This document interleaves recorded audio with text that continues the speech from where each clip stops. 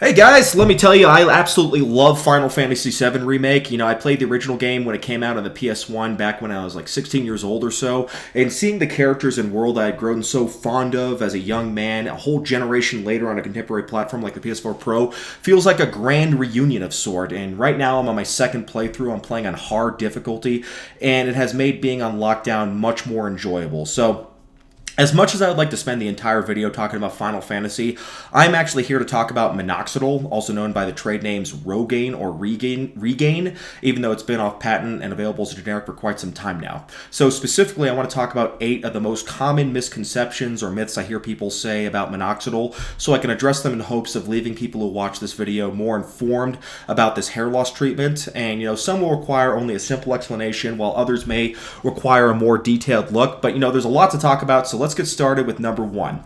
So myth number 1, minoxidil doesn't work or can make hair loss even worse. So there are a large number of people who claim that minoxidil didn't work for them or actually made their hair loss worse. Now, in some cases, minoxidil actually doesn't work for people, which should be expected since most pharmaceuticals don't have a 100% efficacy unless we're talking about a drug for lethal injection or something. So in the case of minoxidil, the chemical itself is actually inactive on the hair follicle until it is converted into its active metabolite, which is called minoxidil sulfate. That's the thing that actually promotes hair growth.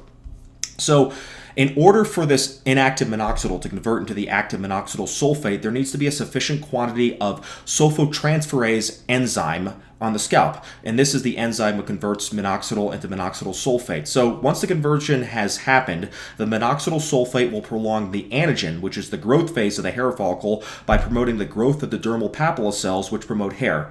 So there are theories as to how exactly this works, but the actual mechanism isn't fully understood. Minoxidil is still pretty mysterious to us. So some medical professionals believe it may have something to do with an increased production of the prostaglandin PGE2, which is theorized to promote hair growth, but it has never been proven that that is the exact cause. So sadly, only about 40% of individuals who use minoxidil will have enough of this sulfotransferase enzyme to witness any kind of regrowth. So if you do get regrowth on minoxidil, consider yourself lucky. I got substantial regrowth on minoxidil, so I consider myself pretty lucky, all things considered. But even if you're not one of these lucky people, and even if you don't get any regrowth, most individuals should still expect to see some minimal benefits from minoxidil, even if it just means slowing down hair loss slightly. So, individuals who think it made their hair loss worse, as for those people, I blame this on the fact that minoxidil no longer requires a prescription. Back in the 90s, when minoxidil did require an RX, a patient would go to the doctor and the doctor would explain how some individuals who use minoxidil will experience an initial shed, which may last several months before it stabilizes. And even after it stabilizes, you still may require several more months to get to the point where you're beyond baseline levels. So now that minoxidil is over the counter, we have people buying it and using it without doing any research whatsoever, and they'll assume the worst once they encounter the dreaded infamous shred, and then they'll just abruptly stop, which means they won't recover from the shed, and then they'll be lucky if they can even return to baseline levels. So for the love of God, please don't stop just because you get a shed. People need to understand that initial shedding is just the hair entering into an accelerated anagen phase, which will cause the old hairs to fall out to make way for new, stronger hairs, and this kind of shedding can occur when introducing any new hair loss treatment that works. That includes finasteride. So even though the shed doesn't happen to everybody, and if it doesn't happen to you, that doesn't mean the drug's not working. It just means you got lucky and you didn't get a shed. Even if it does happen, though, you should treat that with a sense of optimism, knowing that the short-term losses will result in long-term hair gains. So please, for the love of the hair gods, show some damn patience. Hair loss is a long-term battle after all. So let's move on to number 2.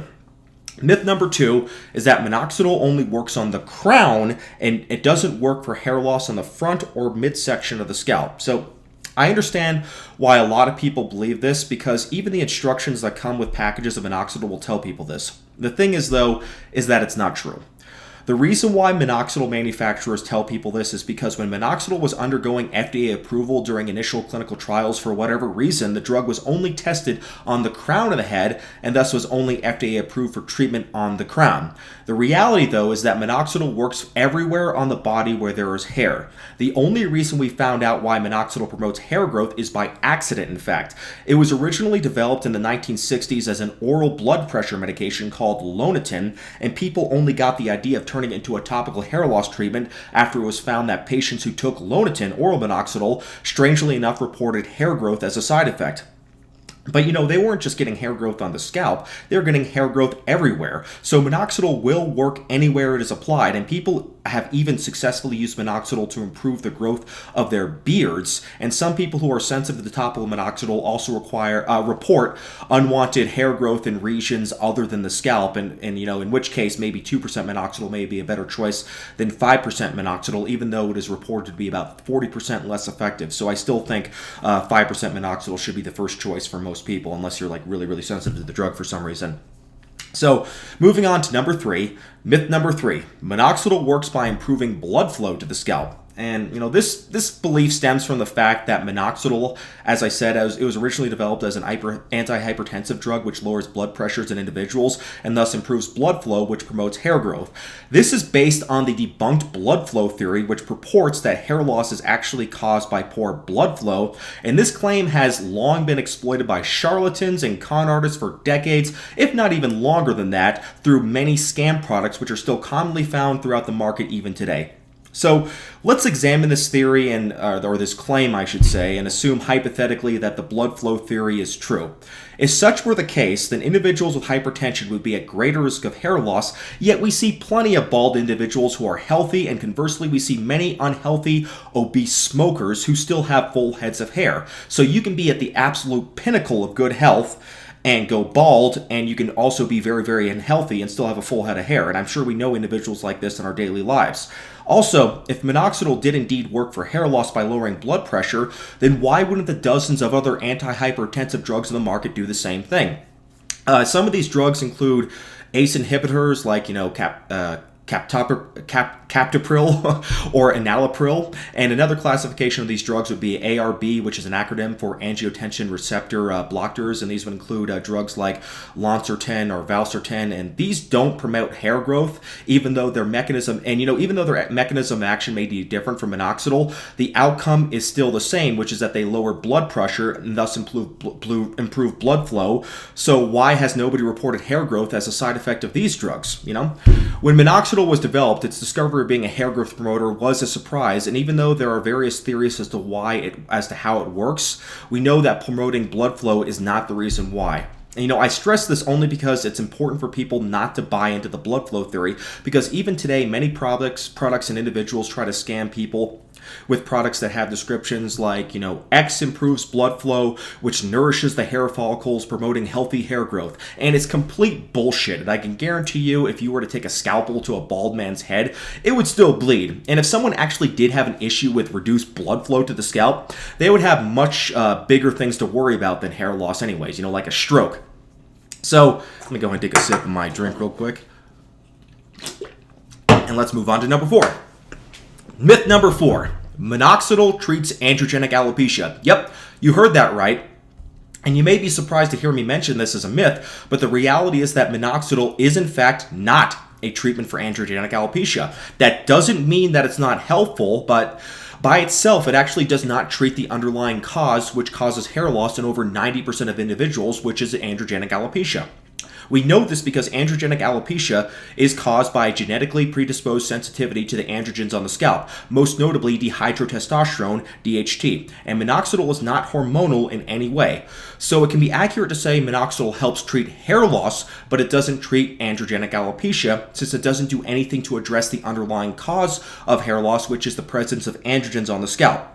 So minoxidil, don't get me wrong, it's a great hair growth stimulant. It's probably the best we have on the market today, but as a standalone treatment, it will not work long term simply because no matter how much hair growth you are promoting, you are still going to have androgens like DHT, dihydrotestosterone, eating away at your hair, causing them to miniaturize and eventually die. So no matter what you do not get the impression that minoxidil, no matter how well it works for you, is going to be a viable long-term treatment. You're going to need something to deal with the androgens, and the best solution for most people is finasteride because it's safe, it's FDA approved, it's convenient, and works extremely well in combination with minoxidil, since with finasteride you'll have a drug which is stopping the DHT on the scalp, which will allow minoxidil to work more effectively since it can promote hair growth with less damaging DHT on the scalp.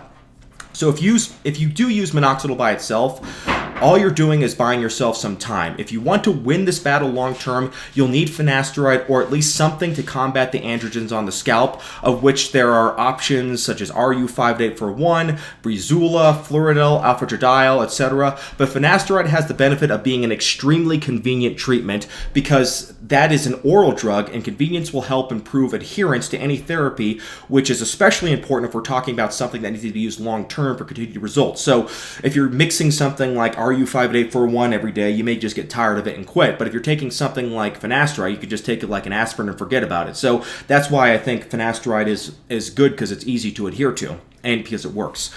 All right, sorry for the quick edit there. I had to go take a piss, but let's go ahead and move on to myth number 5, and that's minoxidil is bad for the skin and reduces collagen production. Now, this one I probably get asked about more than anything, and it's a big concern for a lot of people because, if we're fighting hair loss, we probably care about how we look, and we don't want our skin to look bad, so we don't want to have to sacrifice our skin for the sake of our hair. So this theory comes from a series of in vitro studies that show that when human skin cells are cultivated in a petri dish and exposed to minoxidil, there can be some collagen suppression. There are anecdotes of people claiming that minoxidil made their skin worse, but it's never been clinically proven that this actually happens. There is a theory that androgenic alopecia is associated with increased scar tissue and fibrosis around the follicles, and that the effect of minoxidil may be useful in reducing the effects of that collagen in the follicles, which is one of the theories behind why it may suppress collagen, but we don't know for sure. And we can't really prove whether or not people who are claiming it age them, whether it's just natural aging and they think it's minoxidil, or if minoxidil had something to do with it. But let's assume for the sake of argument that this is true. Does it really matter? Because minoxidil goes on your scalp. It doesn't go on your face, unless you're using it to grow a beard. And, some may counter this by saying, oh, well, you'll still get bad skin because minoxidil absorbs systemically. But the truth is minoxidil does not absorb systemically in any significant quantities, at least in most individuals. Because if it did, it would cause a whole host of nasty side effects which are associated with Lonatin, which is oral minoxidil, such as angina pectoris, which is chest pain from the heart. Also, it causes fluid buildup around the heart and can cause edema, which is swelling, particularly in the legs. So obviously, most people who use topical minoxidil will not get these side effects. Otherwise, the drug would have never have been FDA approved for topical use, especially without a prescription. And going on further about Lonatin, it's very rarely prescribed. It's a last-ditch blood pressure medication, which is considered dangerous, and it's only prescribed when more conventional, safer blood pressure medications have failed.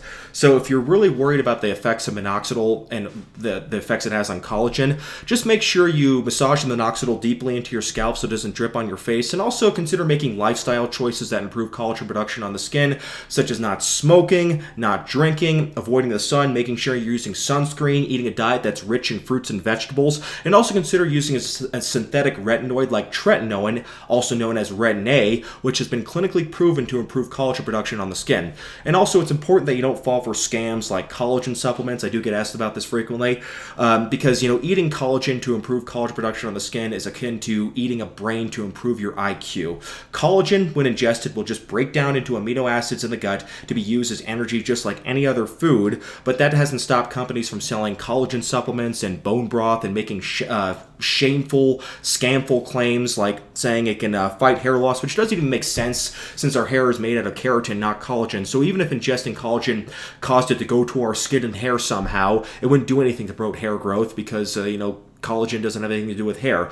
And bone broth and collagen supplements, they're basically just modern dietary fads, much like the acai berry was a fad used to a whole bunch of health scams back in the 2000s. And I'm getting a little bit off topic, but if you really want to try ingesting collagen, just eat Jell-O. It's the same thing, and it's probably 1/30th of the price. So let's move on. Myth number 6, and that's the myth that minoxidil has to be used twice per day. Even though this is written on the packaging of minoxidil, it's not true. This idea stems from oral minoxidil, which has a short half-life, only about 7 hours, and thus it was assumed to get the most out of minoxidil, you should use it twice daily. But the truth is, topical minoxidil, for whatever reason, remains active on the scalp longer than oral minoxidil and has a half-life of about 23 hours. So even though you're not causing any harm using topical minoxidil twice daily, you'll probably be fine if you just use it once per day. And this is especially important to know if you're using other topicals throughout the day, such as myself, if you're using topicals like Alpha-Drediol or Stamoxidine, or it's important to know if you want to to time your application of minoxidil during times when you want to avoid presenting your hair with the cosmetically displeasing look minoxidil gives you, which can often be greasy when it's wet, or it can be dried out depending on how long it's been on the scalp. And I find applying minoxidil a few hours before bed and then taking a shower before going to bed is a good way to get the benefits of minoxidil without worrying about how it makes your hair look throughout the day. So even though the recommendation is to keep it on the scalp for 4 hours, which is probably a fine idea, I find leaving it on the scalp for half that length of time is still enough for me to get good results and good absorption. And I've been using minoxidil for over 10 years, so I think it works for me. So moving on to number 7. And this one I've been wanting to talk about for a while, and that there are superior alternatives to minoxidil on the market, like Minoxidil and Minoxidil, and I know that there are a few others, but let's just talk about these two. And, sorry to say it, guys, but this simply isn't true, and I get a lot of people asking me about these products. So for those who haven't heard of them, what these are is that they're derivatives of minoxidil developed by the company DS Laboratories. That stands for Divine Skin Laboratories, and it's for use, and it's put in some of their topical hair loss products. So let me disclose before I go any further that I am biased, as I fucking hate DS Laboratories and all their goddamn products. I mean, they're probably best known for their Revita shampoo, which is a ketoconazole shampoo. And for those who don't know, ketoconazole is sometimes used therapeutically for the treatment of hair loss, although I question whether or not it works, just because, a shampoo is not going to stay on your scalp for very long. They, however, for a very long time, used very deceptive marketing and claiming that the product Revita has no animal byproducts and is cruelty-free. Yet if you look at the ingredients, their shampoo contains emu oil, which requires the killing of the bird to harvest the oil. So obviously, as a vegan, I find this morally reprehensible. But even if you don't care about animals, you have to question the integrity of a company that is willing to deliberately mislead their consumers to promote a product. So DS Laboratories, for as much as I dislike them, they for a while did sell a fairly decent topical minoxidil solution, and it didn't work any better than regular 5% minoxidil, but it smelled nicer, it dried faster, it didn't leave as much of a residue. It was kind of like deluxe minoxidil, and so when I used it, it was nice to have, even if it were a little bit overpriced. However, several years back, I noticed that the minoxidil in their products was removed, and they replaced the minoxidil derivatives with the minoxidil derivatives I mentioned above. And they claim that minoxidil and Minoxidil work better than minoxidil, but there is no clinical evidence that this is true. And in the case of Minoxidil, there's a study showing that it isn't even as effective as 2% minoxidil. So the only reason why DS Laboratories replaced minoxidil with this piss they brewed up in their laboratories was not to create a superior product, but to sell their products to a wider market, since minoxidil is still not available over the counter in every single country. So it was just for financial reasons. And you see this with a lot of companies, and supplement companies specifically, where they'll take a drug, modify the chemical structure a bit, and then they'll sell it without having to worry about the regulations, since it doesn't contain a drug with any regulatory status from any bureaucracy. So unfortunately, these minoxidil alternatives aren't worth even the plastic bottles they're sold in, because not only is there no evidence they are superior to minoxidil, with some evidence actually pointing out the opposite is true, they also likely cannot even be stacked with minoxidil, as there's not similar enough to minoxidil, I should say, that even if they do work, they don't work differently enough to give any kind of synergistic effect, such as the case with Stamoxidine, which is a hair growth stimulant which can be stacked with minoxidil since it works differently. So what is worse of all is these products are so insanely expensive, so you'll be getting ripped off for something that is probably bunk when you can just buy minoxidil dirt cheap from Amazon or eBay, or you can just go to your local pharmacy. Like, I can buy a 3-pack of minoxidil from Target for just $20 for instance. So people can do, whatever they want. If they want to try things, they're free to do so, but I really suggest avoiding DS Laboratory products because they're dishonest, overpriced, inferior alternatives to what can be purchased elsewhere. Even in the case of their shampoo Revita, you'd be better off just buying Nizoral, as it still has the active ingredient ketoconazole, without the pain and suffering of the emo birds and the people who realize they've been ripped off. Oh, and before anyone asked, Region Pure sucks too, and I have a video about that in case anyone is curious. So yeah, fuck DS Laboratories, and let's move on. All right, myth number 8. You can maintain anything you gain with minoxidil by switching over to another proven treatment. This is unfortunately a very common mistake, and sadly, this is not true.